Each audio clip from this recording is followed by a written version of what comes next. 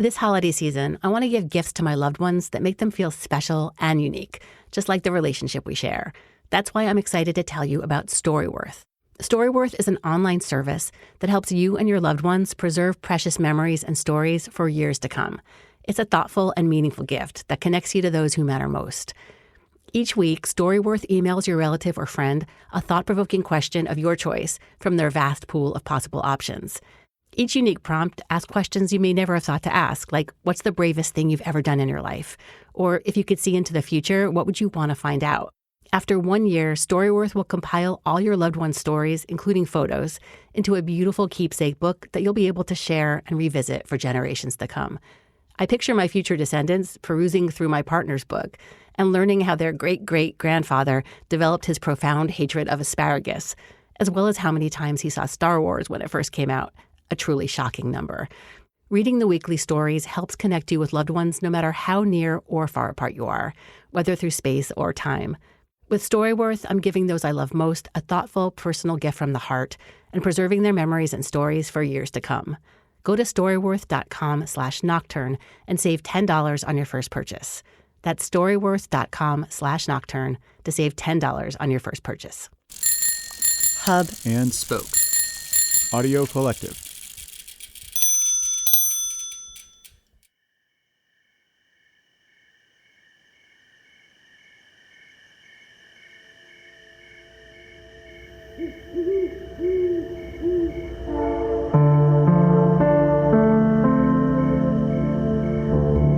You're listening to Nocturne. I'm Vanessa Lowe.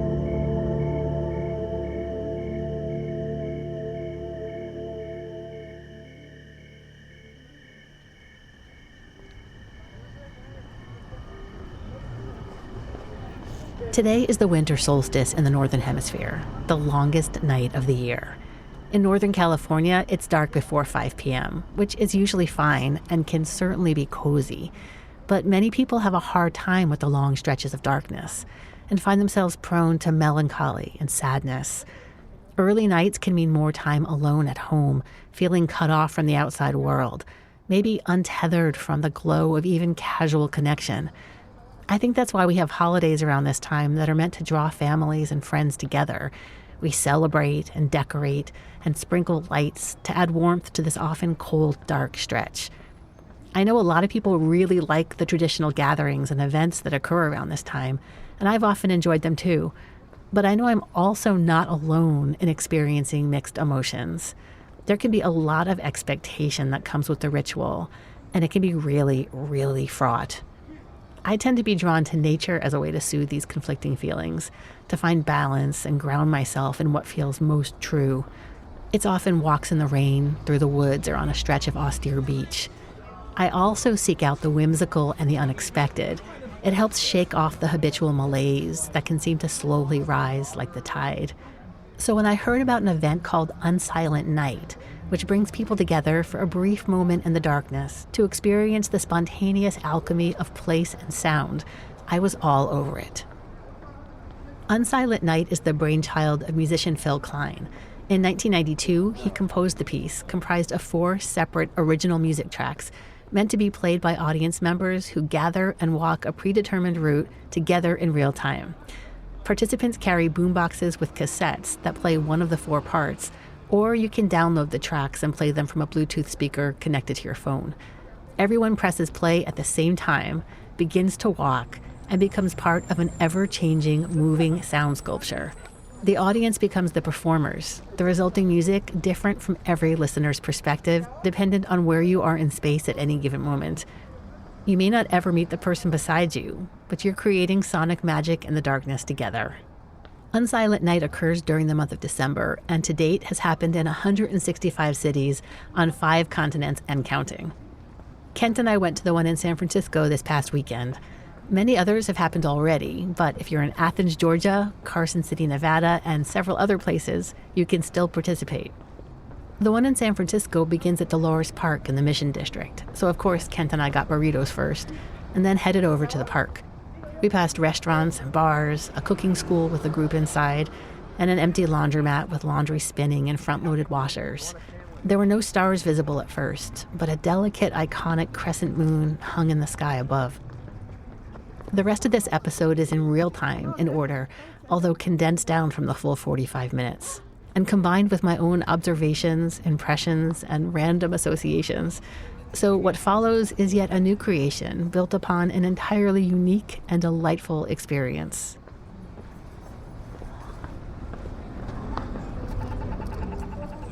As we approach the corner of Dolores Park at 18th Street, we see around 30 people already gathered. There's a man holding a round paper lantern on a wooden pole. Long lavender fabric filaments dangle off of the bottom of it.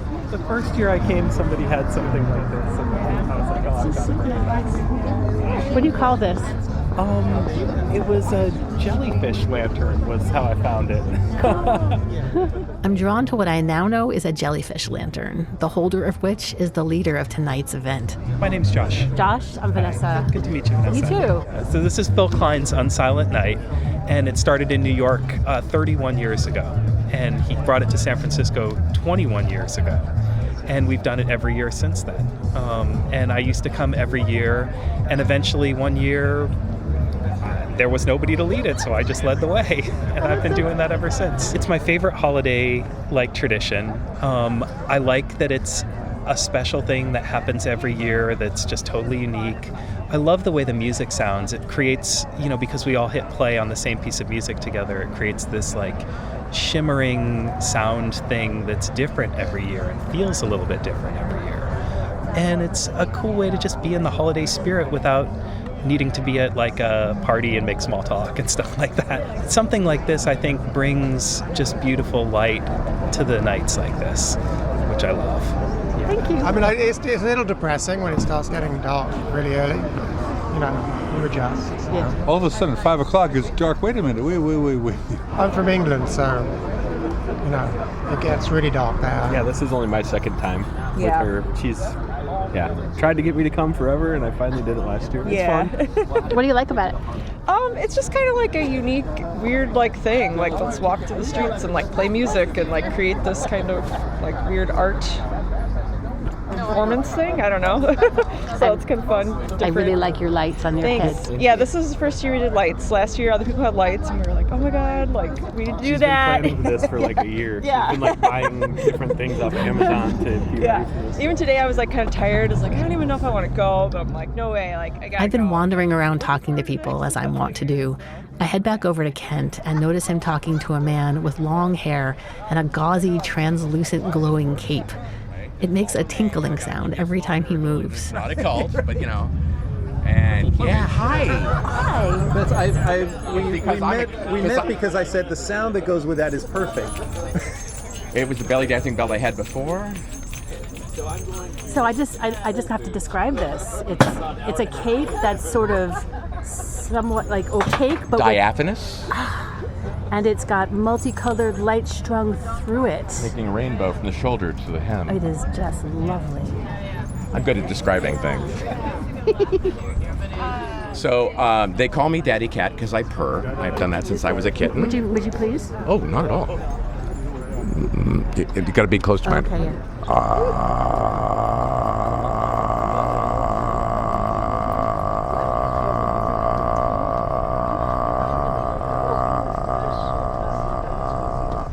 Impressive.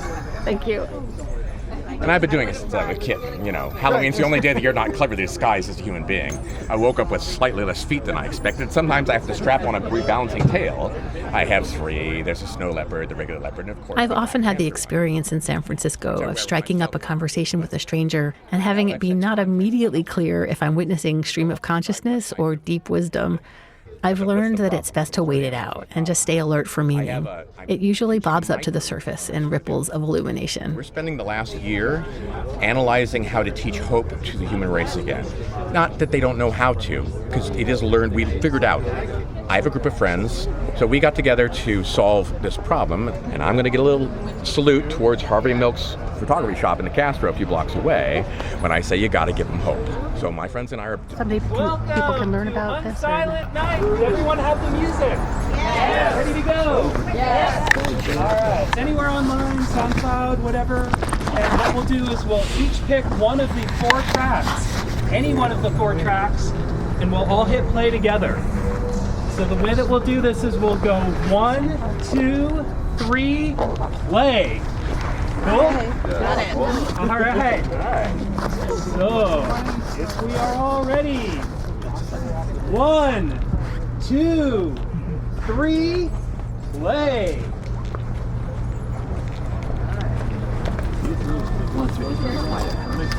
You don't know.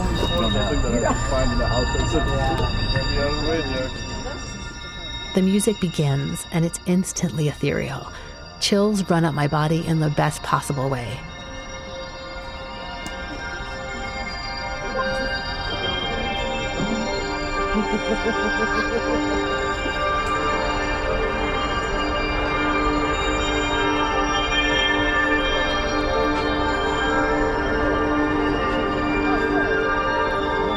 Probably going to stay in the middle of the pack, which is about here.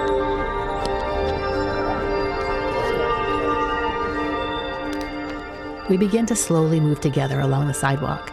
The man with the jellyfish lantern takes position in the front, and it's clear we're meant to follow. There are something like 70 to 100 people carrying boomboxes above their heads, also Bluetooth speakers and phones. It seems like a date night for a good percentage of those in attendance. We're joined by a few dogs, one with a glowing harness that cycles through the colors of the rainbow. We're just passing the brightly lit tennis courts, and there's a sloping field with palm and oak trees.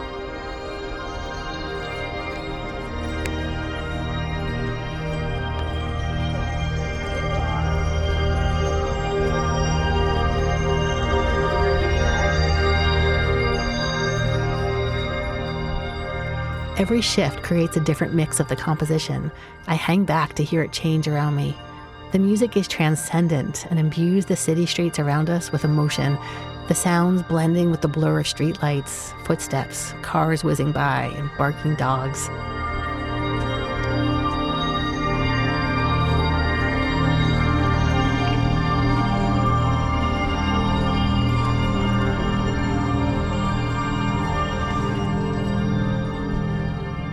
The music turns dissonant, and we begin to cross Dolores Street, red lights casting reflections on the white ladder lines of the crosswalk, with the church catty-corner. This collage of sounds and sights is both riveting and strangely dislocated.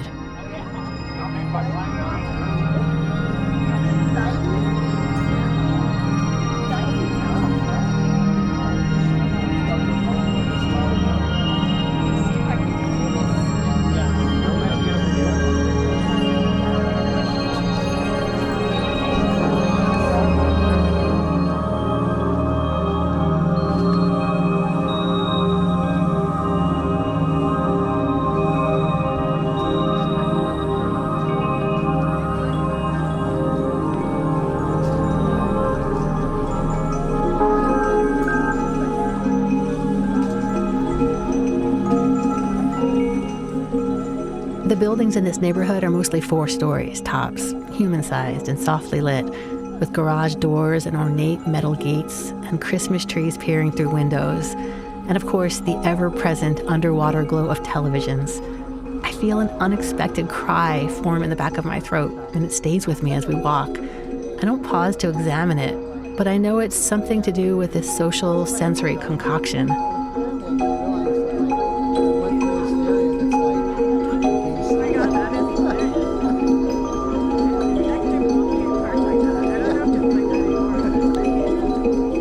The city transforms as the music changes.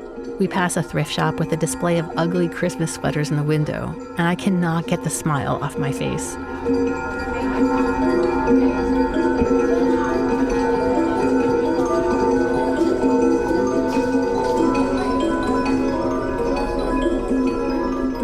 The swaying lavender tentacles of the jellyfish lantern briefly still as we stop for a red light to change.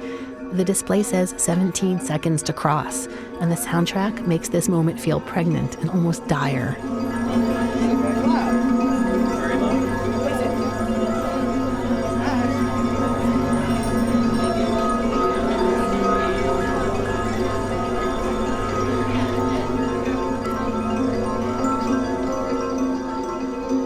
This is grown-ups playing, passing murals of the mission, taquerias, spindly winter trees lit like movie stars in tense dramas.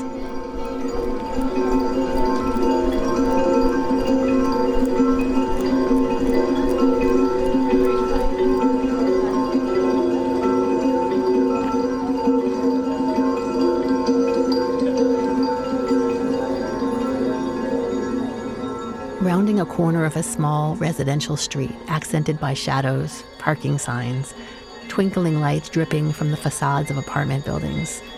My pulse is racing. Why does this make me feel so alive? These people are strangers.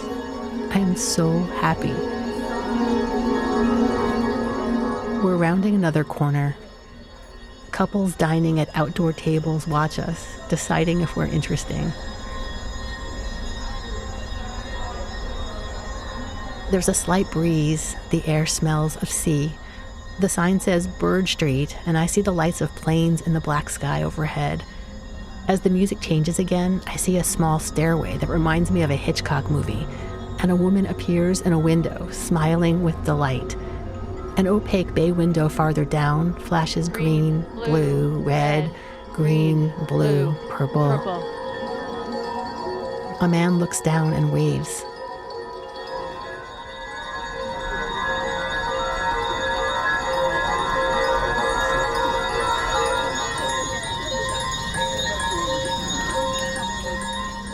We cross at Dearborn. Daddy Cat, with his glimmering cape, steps out into the middle of the street beside us as we cross, protecting our procession, keeping us safe.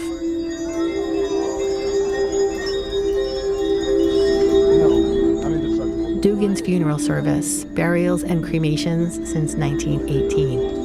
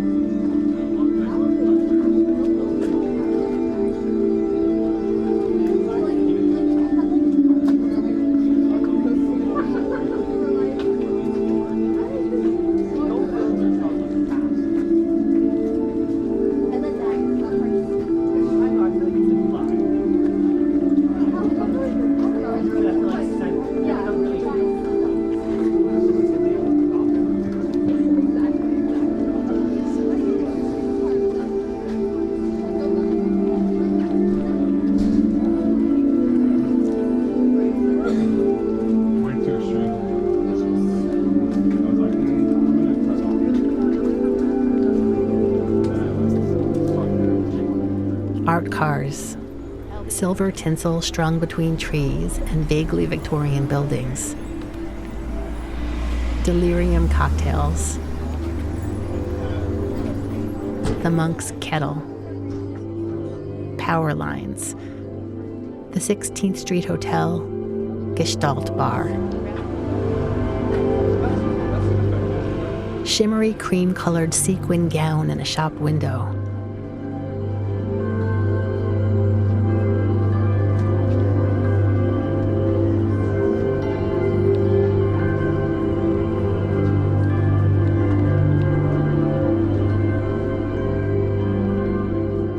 What is the world, and what is coming out of these speakers all around me?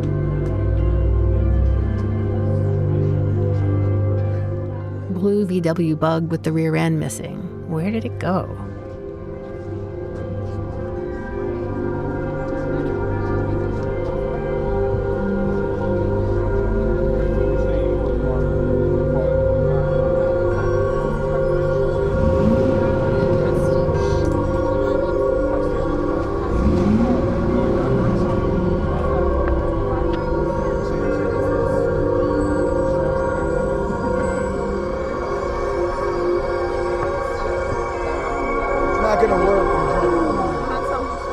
A homeless man with a shopping cart and a long white beard. He says it's not going to work. Maybe, maybe not, is what I'm thinking.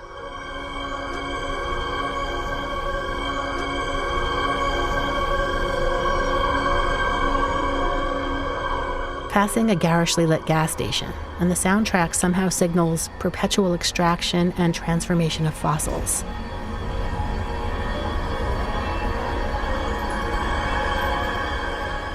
Indecipherable graffiti, wet pavement from watered plants, stained glass on church windows, Sacred Heart Cathedral. How does the music know?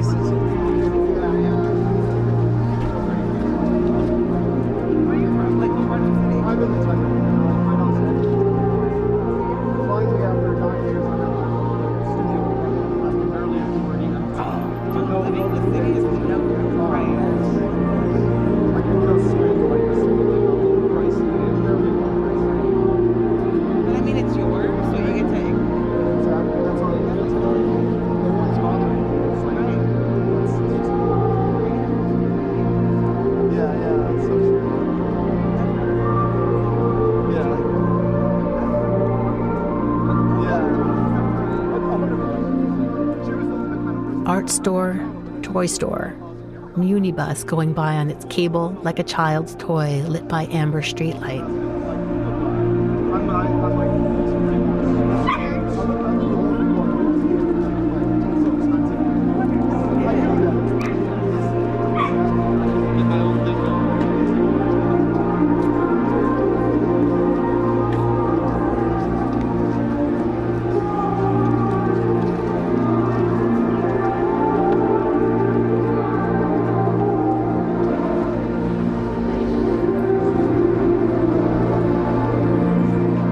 Dolores Basilica, following the glowing jellyfish up the steps to stand in shifting sound, with some on the stairs and the rest fanned out in a loose circle, experiencing making this happen together, and also as though we're performing for the four-way intersection.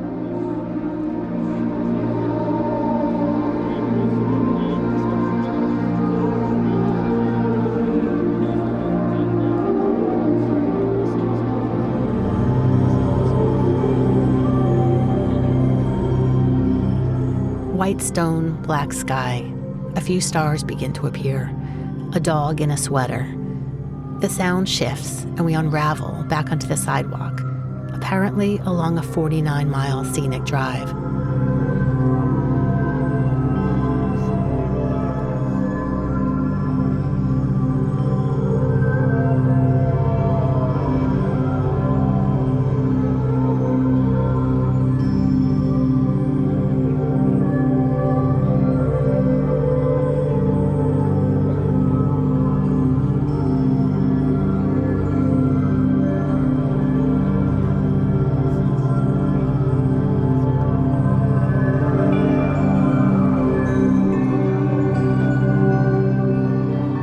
Back down the steps of the basilica toward finger-like branches of trees I can't name, lit by the glow of streetlights. Our shadows glide beneath, passing filmic alleyways where trucks not advised.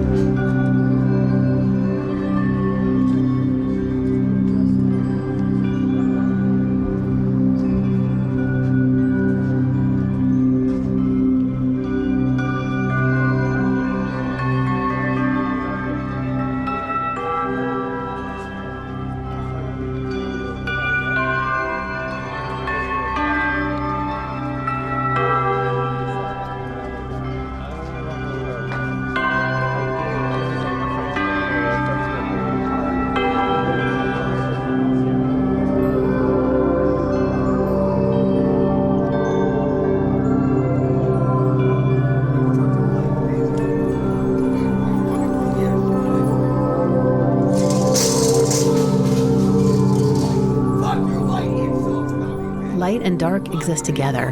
A man on the street starts yelling and going after Daddy Cat. Something has triggered him, maybe the rainbow lights or the fact that this procession is unfamiliar or unsettling to him. Daddy Cat is shaken, but okay.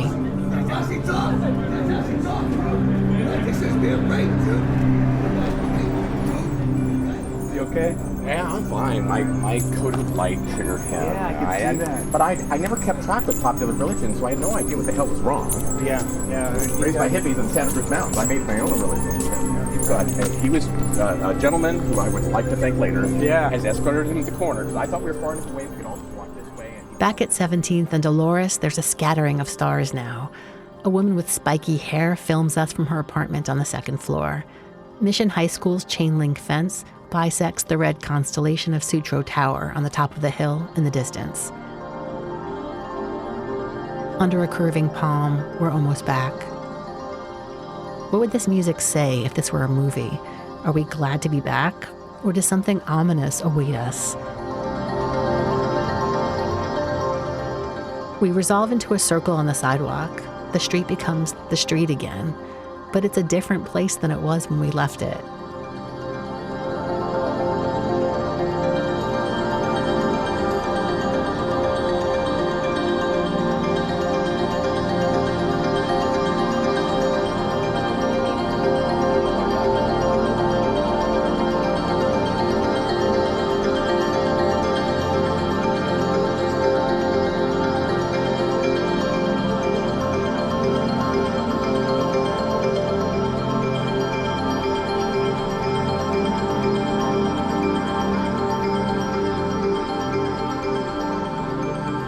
Over the years, reviewers have called Unsilent Night a magical musical parade and an ethereal sound sculpture. The San Francisco Chronicle has noted the benign sense of wonder that the experience instills in observers, and I think that describes how I feel as we wind down. This short walk was both transcendent and earthen, a short restorative burst of connection and awe. Exactly what I needed.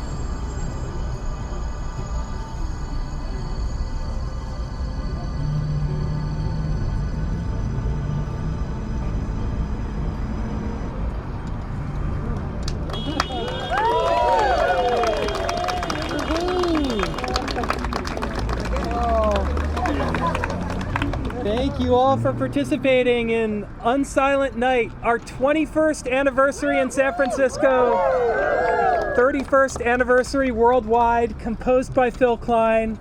We'll see you all next year for Unsilent Night 2024. All right.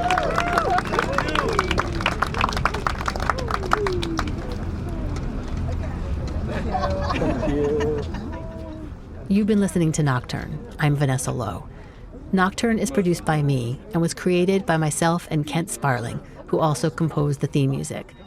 Thank you to listener Darian Davis from Philadelphia for telling me about Unsilent Night, the yearly event around the world where strangers and friends converge to create unique versions of Phil Kline's musical piece of the same name. Find out more about Unsilent Night at unsilentnight.com, and Phil Kline is at philkline.com. I'll also post links at our website at nocturnepodcast.org in the show notes for this episode. Till next time, wishing you warmth and joy in this season of night. Thanks for listening. I loved how we were like walking across the street and the traffic stopped. You see down and it's like walking down the street. This is unreal. This is like awesome. You guys just like here and it was